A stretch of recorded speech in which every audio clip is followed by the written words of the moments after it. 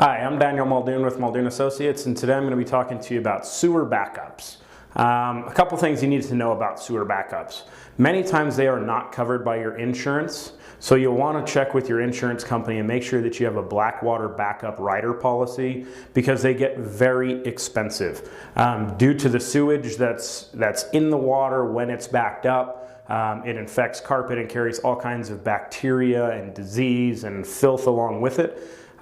So if you don't have that rider policy, it's going to cost you a ton of money out of pocket to fix the problem. I've seen black water backup situations range from minimum $1,000 to $2,000 up to $10,000, $15,000, $20,000. Just depends on the affected area, how long the sewage stayed there, if your drywall was affected, and all these other types of things. If you ever do have a black water backup, be sure to hire a restoration company that's experienced in that type of cleanup. Do not attempt to do it on your own. Again, I'm a big proponent of removing liability from yourself as a landlord. Just by owning the property, we sign up for a lot of liability. So it's important when we can to divert that liability onto people who know what they're doing. And yes, it's expensive to do it right, but it's more expensive to do it wrong. If you go in there and you don't get everything cleaned out completely, and you have any potential for mold or disease and somebody gets sick or dies in your rental property, you've just exposed yourself, your family, and all your assets to huge lawsuits, and it's just simply not worth it.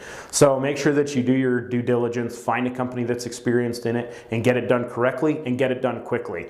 Because anytime there's water, especially sewage water sitting in your house, the longer it stays, the worse it gets. It seeps in your drywall, it ruins more of your trim, it saturates your carpet, it starts causing mold. All kinds of things go along with that. So I just want to give you that little tidbit today. Make sure that you check with your insurance company and get a black water rider backup. Also a groundwater rider on your policy if they have it. A lot of times groundwater is not covered. So if you get a heavy rainstorm and the rainwater seeps in and destroys your basement, you could potentially be writing checks for thousands of dollars if you don't have that coverage on your insurance. So just call your insurance agent. Do not go the cheap route and just say, hey, what's the cheapest thing I can get? Make sure you get the coverage that's most important to you and to the ability to rebuild your property or fix the problems that may be created. Because a lot of people over saving a couple $100 on their insurance will end up costing them thousands in the future. So I hope you found this information helpful. I'm Daniel Muldoon with Muldoon Associates, and we'll see you again on the next one.